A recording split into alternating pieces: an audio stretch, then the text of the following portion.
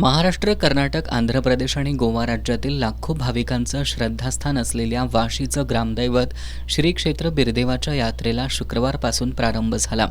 शुक्रवारी रात्री 12 वाजण्याच्या सुमारास भानूस मंदिरातून निघालेली देवीची पालखी मुख्य बिरदेव मंदिराकडे जात होती. यावेळी पालखी गावातील वाण्याच्या तिकटीजवळ आली असता रानगे गटाच्या कार्यकर्त्यांनी सुनील पुजारी, संभाजी पुजारी यांच्यासह पालखीला रोखलं. सरदार रानगे, धनाजी रानगे, सुनील रानगे यांच्यासह कार्यकर्त्यांनी वाद उखरून काढत आमची माणसं पालखीजवळ उभारणार, तुम्ही बाजूला व्हा असं म्हणत दमदाटी करण्यास सुरुवात केली. यातून शाब्दिक बाचाबाची वाढत गेली. एकमेकांना धक्काबुक्की झाली. ऐन यात्रेदरम्यान रानगे आणि पुजारी गटातील वाद उफाळून आला. रात्री 1:30 वाजता जिल्हा बँकेच्या माजी संचालिका उदयानी साळुंखे यांच्या घरी बैठक सुरू होती.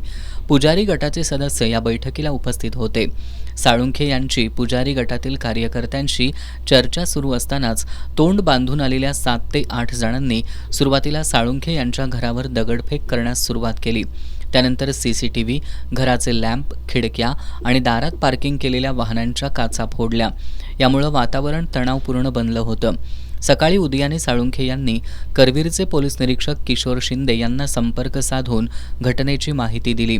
सकाळी पुजारी गटाकडून दिलेल्या तक्रारीनुसार सरदार रानगे, सुनील रानगे यांच्यासह 4 ते 5 जणांना पोलिसांनी ताब्यात घेतलंय. दरम्यान रानगे गटाच्या महिलेला मारहाण केल्याचा आरोप करत रानगे गटाकडूनही पुजारी गटाच्या विरोधात फिर्याद देण्याचं काम रात्री उशिरापर्यंत करवीर पोलिसात सुरू होतं. या घटनेनंतर करवीर पोलिसांनी गावात कडेकोट पोलीस बंदोबस्त तैनात केला असून गावात तणावपूर्ण शांतता आहे.